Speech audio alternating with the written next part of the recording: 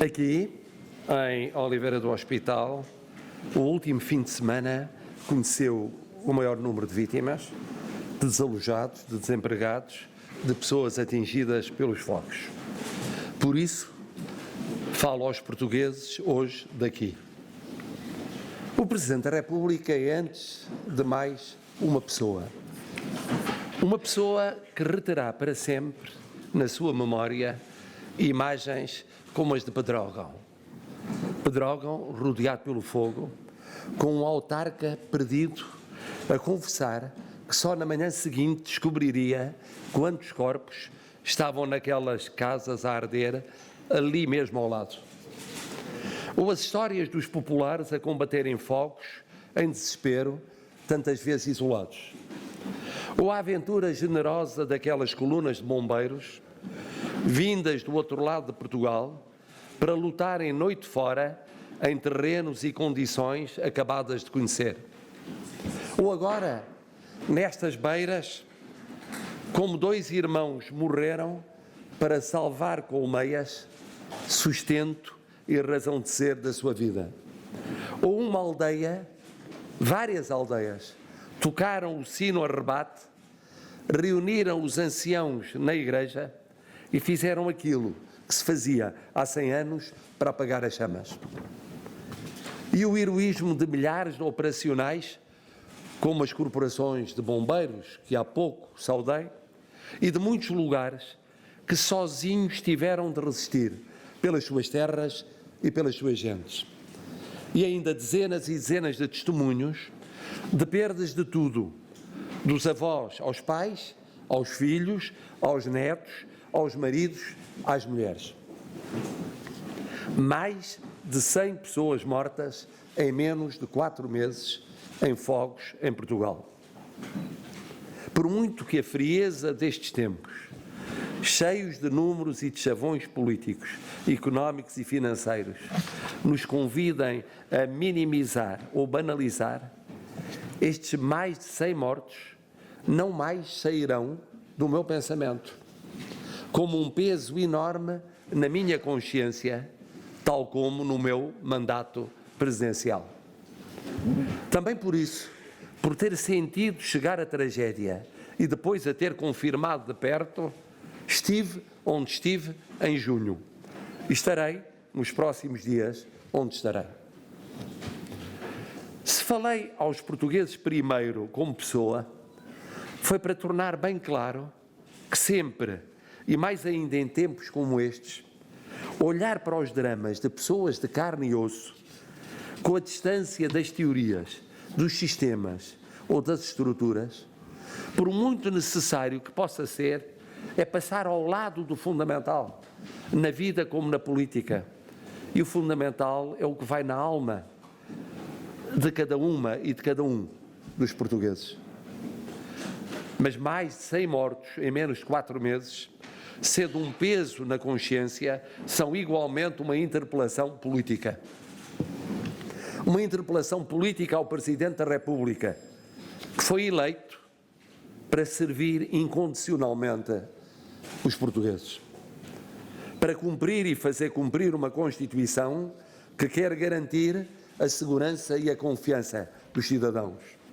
Ora, se há realidade que objetivamente ocorreu com estas mortes e estas duas e tão diferentes provações de um verão interminável, foi a fragilização de muitos portugueses.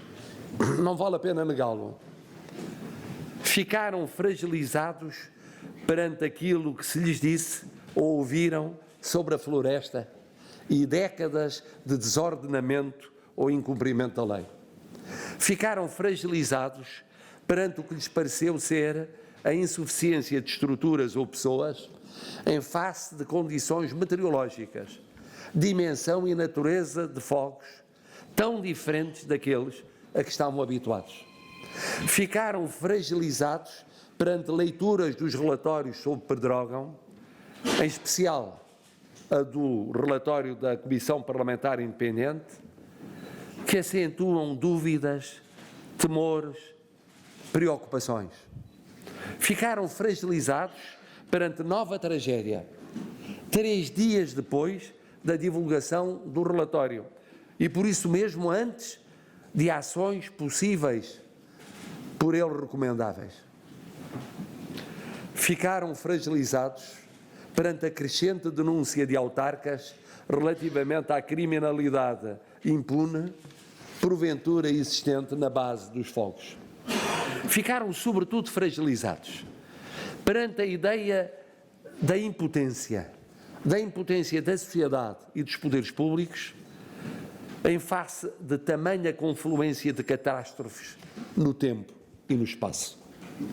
Claro que uma tal fragilidade foi ou é, em muitos casos, excessiva ou injusta, atendendo à extensão das áreas atingidas, à virulência dos fogos e, em particular, à abnegação, ao heroísmo dos que a pé firme estiveram mobilizados 5 meses seguidos ao serviço da comunidade. Mas o certo é que a fragilidade existiu e existe e atinge os poderes públicos e exige uma resposta rápida e convincente. E agora? Agora que se junta a interpelação dos que prematuramente partiram à exigência indignada dos que ficaram, o que pode e deve dizer o Presidente da República? Pode e deve dizer que esta é a última oportunidade para levarmos a sério a floresta e a convertermos em prioridade nacional, com meios para tanto, senão será uma frustração nacional. Se houver margens orçamentais, que se dê prioridade à floresta e à prevenção dos fogos. Pode e deve dizer que, por conseguinte, deve haver uma convergência alargada, porque os governos passam e é crucial que a prioridade permaneça.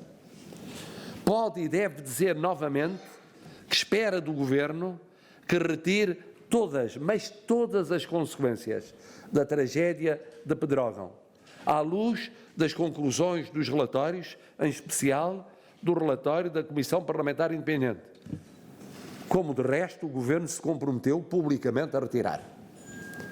Pode e deve dizer que espera que nessas decisões não se esqueça daquilo que nos últimos dias confirmou ou ampliou as lições de junho e olhe para estas gentes, para o seu sofrimento, com maior atenção ainda do que aquela que merecem os que têm os poderes de manifestação pública em Lisboa.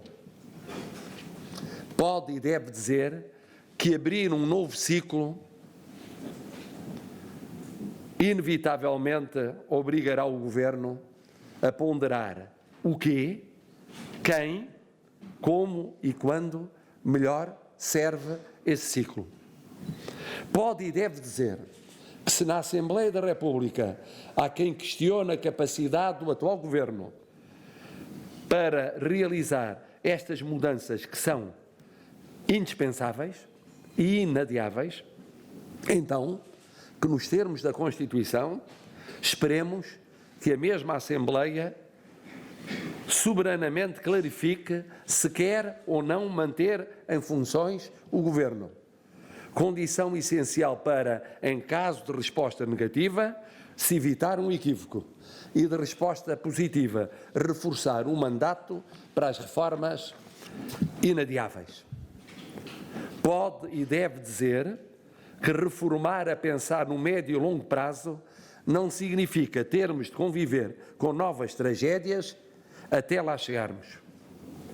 Pode e deve dizer que estará atento e exercerá todos os seus poderes para garantir que onde existiu ou existe fragilidade, ela terá de deixar de existir e que não será mais possível, ano após ano, se garantir segurança para ter de reconhecer no ano seguinte que ela não é possível confirmar-se.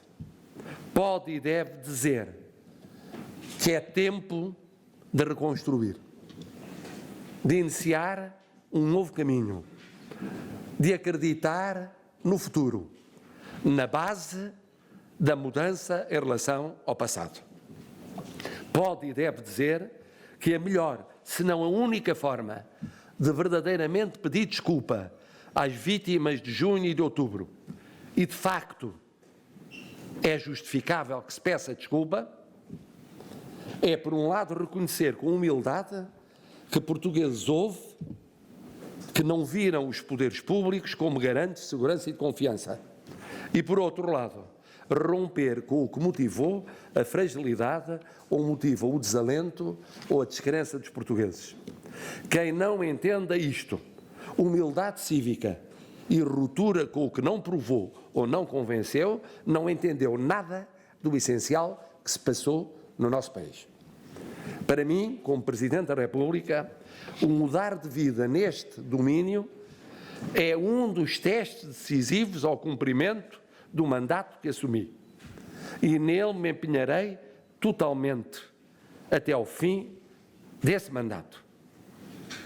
Impõe-no milhões de portugueses, mas impõe-no, sobretudo, os mais de 100 portugueses que tanto esperavam da vida no início do verão de 2017 e não chegaram ao dia de hoje.